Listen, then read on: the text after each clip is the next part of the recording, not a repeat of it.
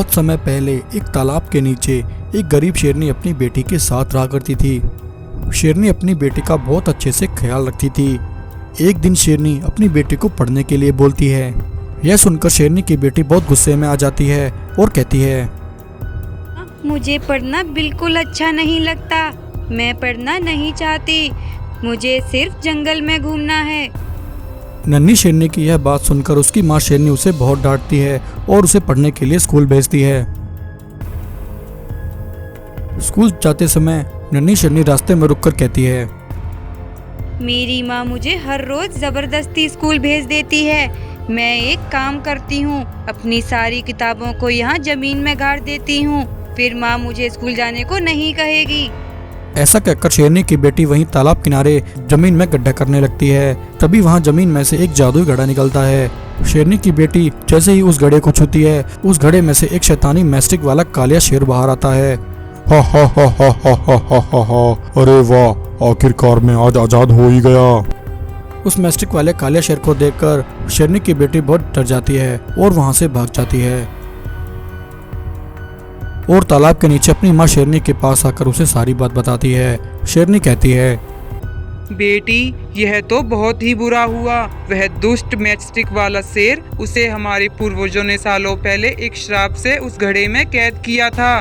तुमने जिस शैतानी शेर को आजाद किया है, वह हमारा सबसे बड़ा दुश्मन है। उस जालिम कालिया शेर ने ही तुम्हारे पिता को मुझसे छीन लिया। वह दुष्ट कालिया शेर अपना बदला लेने के लिए यहाँ आता ही होगा। बेटी, तुम जल्दी से यहाँ से जाकर कहीं छुप जाओ और यहाँ से कहीं दूर चली जाओ।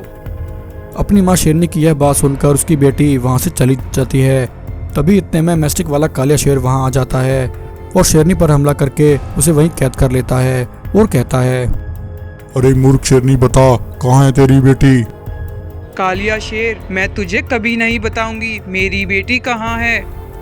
अच्छा, ऐसी बात है। ऐसा कहकर कालिया शेर वहां अपनी एक सेना प्रकट करता है और अपने सैनिकों से कहता है, सैनिकों, जाओ और इस शेरनी की बेटी को ढूंढकर मेरे पास ले आओ। जैसी आपकी आज्ञा शेर महाराज। तब कालिया शेर के सैनिक शेरनी की बेटी को ढूंढने के लिए निकलते हैं। उधर शेरनी की बेटी एक दूसरे जंगल में आ जाती है। वहाँ जंगल में शेरनी की बेटी को एक शैतानी बाघ मानव देख लेता है। वह कहता है, अरे वाह, लगता है यह किसी शेरनी की बेटी है और यह इस जंगल में खो गई है। मैं एक काम करता हूँ, मैं इस शेरनी की बेटी को पकड़ लेता हूँ और इसे अपने घर ले जाकर इसे अपने सारा काम कराऊंगा और इसे अपनी सेवा करवाऊंगा। ऐसा कहकर बाघ मानव शेरनी की बेटी को पकड़ लेता है और उसे लेकर अपनी गुफा पर आ जाता है। शेरनी की बेटी बाघ मानव को देखकर बहुत ज्यादा डर जाती है और रोने लगती है। छोड़ दो, छोड़ दो, मुझे अपने घर जाना है। मुझे मेरी माँ के पास जाना है। ए शेरनी, रोना धोना बंद कर, जा और जंगल से मेरे लिए शिकार लेकर आ। मुझे बहुत भूख लगी है। शेरनी की बेटी बाघ मानव की बात सुनकर उसका कहा नहीं मानती और वहीं रोने लगती है। यह देखकर बाघ मानव को उस पर बहुत गुस्सा आता है। बाघ मानव शेरनी की बेटी को एक पिंजरे में कैद कर देता है। वहीं दूसरी तरफ कालिया शेर के सैनिक शेरनी की बेटी को तलाश करते हुए बाघ मानव की गुफा तक पहुंचते हैं। वे देखते हैं कि शेरनी की बेटी को बाघ मानव ने एक पिंजरे में कैद कर रखा है। कालिया शेर के सैनिक कहते हैं, सुनो बाघ मानव, हम दोनों इस शेरनी की तलाश में यहाँ आए हैं। हमें यह शेरनी की बेटी चाहिए। ये हमारा शिकार है। ये शेरनी की बेटी हमारे चंगुल से भागकर यहाँ आई है। हमारे महाराज कालिया शेर का आदेश है कि इसे जल्द से जल्द ढूंढकर उनके पास ले जाना है। अगर हमने ऐसा नहीं किया तो हमारे कालिया महाराज हमारे साथ साथ तुम्हें भी नहीं छोड़ेंगे। इसलिए तुम इसे हमारे हवाले कर दो और इसे हमें ले जाने दो। कालिया शेर के सैनिकों की बात सुनकर बाघ मानव डर जाता है और शेरनी की बेटी को काले शेर के सैनिकों को सौंप देता है। वहीं जंगल में एक जादुई शक्तियों वाला सफेद शेर काले शेर के सैनिकों को जाते हुए देख लेता है। कालिया शेर के सैनिक शेरनी की बेटी को लेकर मैस्टिक वाले कालिया शेर के पास ले आते हैं। शेरनी की बेटी को देखकर कालिया शेर बहुत खुश होता है। कालिया शेर अपनी शक्तियों से वहाँ एक जादुई मशीन प्रकट करता है और अपने सैनिकों से कहता है, सैनिकों, अब जल्दी से इस शेरनी की बेटी को इस मशीन में डाल दो और इसके टुकड़े कर दो। फिर हम इसका मांस खाकर हम सभी अमर हो जाएंगे। यह सुनकर कालिया शेर के सैनिक शेरनी की बेटी को मशीन में डालकर उसे काटने जाते हैं। तभी इतने में सफेद शेर वहां पहुंचता है और यह सब देख लेता है। कालिया शेर के सैनिकों पर हमला करके उन दोनों को वहीं मार देता है। यह देखकर कालिया शेर घबरा जाता है और अपनी जान बचाने के लिए वहां से भागने लगता है, लेकिन तभी सफेद शेर कालिया शेर पर हमला करके उसका वहीं अंत कर देता है। फिर सफेद शेर अपनी शक्तियों से कालिया शेर की उस जादुई मशीन को चलाकर वहीं नष्ट कर देता है और शेरनी को आजाद करा लेता है। शेरनी अपनी बेटी को वापस पाकर बहुत खुश होती है और सफेद शेर का धन्यवाद करती है।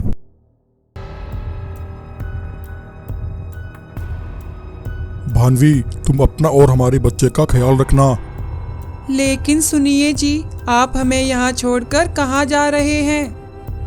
भानवी, मैं एक बहुत जरूरी काम करने जा रहा हूँ। हो सकता है मैं फिर कभी वापस ना लौटूं, इसलिए तुम अपना ख्याल रखना। कालिया शेर अपनी सेना के साथ मिलकर रघु शेर को चारों तरफ से घेर लेता है। रघु शेर, अब तू बचकर कहीं नहीं जा सकता। तेरे पास भागने का कोई रास्ता नहीं है। तू एक गद्दार है और गद्दार की सजा सिर्फ मौत है। कालिया शेर के सैनिक मिलकर रघु शेर को बड़ी बेरहमी से मौत के घाट उतार देते हैं। आखिर रघु शेर के साथ ऐसा क्यों हुआ?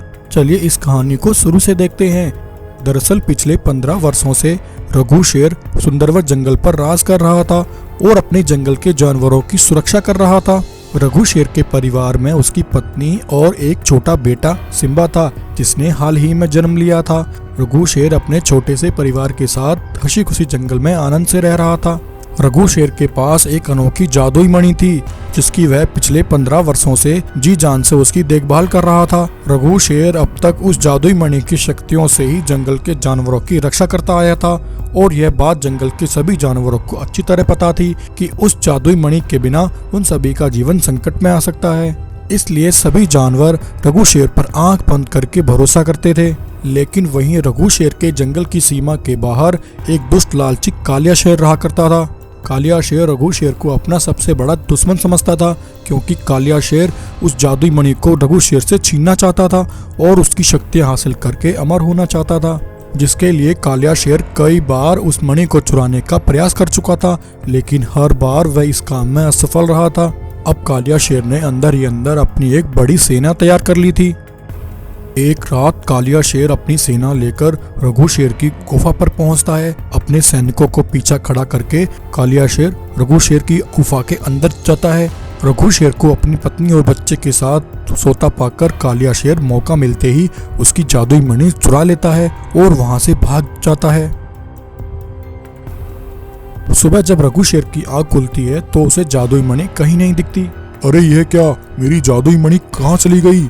आखिर मेरी जादुई मणि यहाँ से कहाँ जा सकती है? रघु शेर जादुई मणि के लिए बहुत परेशान हो जाता है और मणि को ढूंढने के लिए जंगल में निकलता है। तब थोड़ी दूर चलकर रघु शेर एक जगह रुककर देखता है कि कालिया शेर अपनी सेना के साथ खड़ा जंगल के जानवरों से बातें कर रहा है। सुनो भाइयों, जिस मणि के भरोसे तुम खुद को सुरक्षित समझ रहे थे, वह मणि अब चोरी हो गई है। अरे कालिया शेर, यह तुम क्या कह रहे हो? ऐसा कैसे हो सकता है? उस मणि के बिना तो हमारा जीवन संभव ही नहीं है। आखिर उस मणि को कौन चुरा सकता है? भाइयों, तुम बड़े भोले हो। उस जादुई मणि को चुराने वाला कोई और नहीं, तुम्हारा राजा रघु शेर ही है। उसने अपने फायदे के लिए उस जादुई मणि को तुम सबसे छिपा लिया है। उसने तुम सबसे गद्दारी की है। वह एक गद्दार है और उस गद्दार को जीवित रहने का कोई हक नहीं है। यूं कालिया शेर ये सब बातें बोलकर जंगल के जानवरों को रघु शेर के खिलाफ भड़काने लगता है। वहीं रघु शेर कालिया शेर की ये सारी बातें सुन लेता है। अच्छा, तो ये दुष्ट कालिया शेर जंगल के जानवरों को मेरे खिलाफ भड़का रहा है। मुझे पक्का यकीन है मणि इसी ने चुराई है, लेकिन इस समय मेरे पास इसके खिलाफ कोई सबूत नहीं है। इससे पहले ये दुष्ट कालिया शेर मेरे बीवी बच्चों को कोई नुकसान पहुंचाए, मुझे उन्हें बचाना होगा। तब रघु शेर अपने बीवी बच्चों को एक सुरक्षित स्थान पर छोड़ आता है और वो वापस अपनी गुफा पर आकर खड़ा हो जाता है। तभी कालिया शेर जंगल के सभी जानवरों के साथ वहां पहुंचता है। रघु शेर, ये हम क्या सुन रहे हैं? तुमने मणि को अपने निजी फायदे के लिए हम सबसे छुपा लिया है। अरे नहीं भाइयों, मैं ऐसा कभी नहीं कर सकता। मैं बेगुनाह हूँ, मेरे पास जादुई मणि नहीं है। देखा भाइयों, मैंने तुमसे कहा था ये रघु शेर मणि न देने के ऐसे ही बहाने बनाएगा। अरे गद्दार रघु शेर, बहुत हो गया, अब तू नहीं बचेगा। ऐसा कहकर कालिया शेर के सैनिक रघु शेर पर हमला करके उसे बेरहमी से मौत के घाट उतार देते हैं।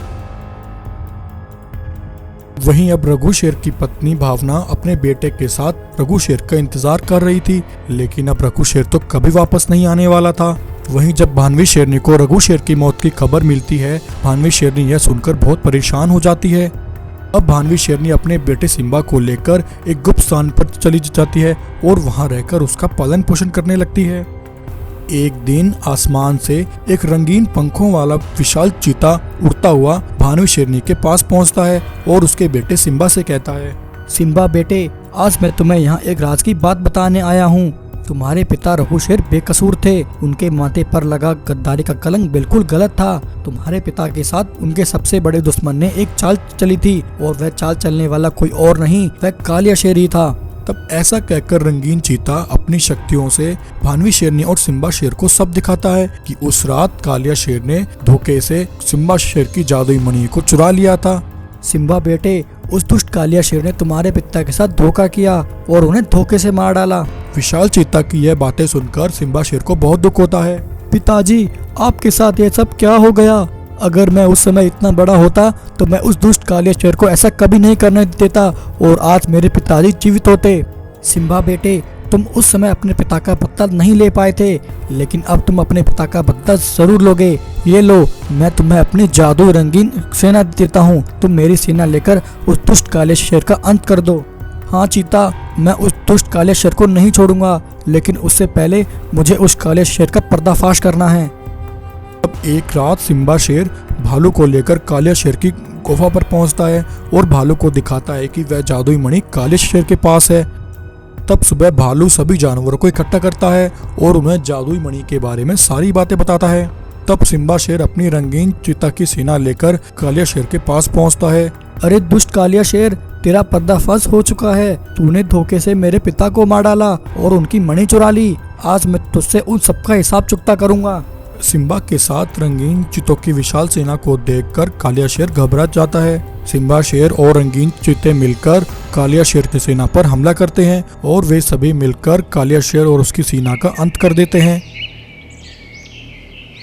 सिम्बा अपने पिता की जादुई मणि को फिर से अपने स्थान पर स्थापित कर देता है और जंगल का राजा बनकर हंसी खुशी जंगल को संभालने लगता है।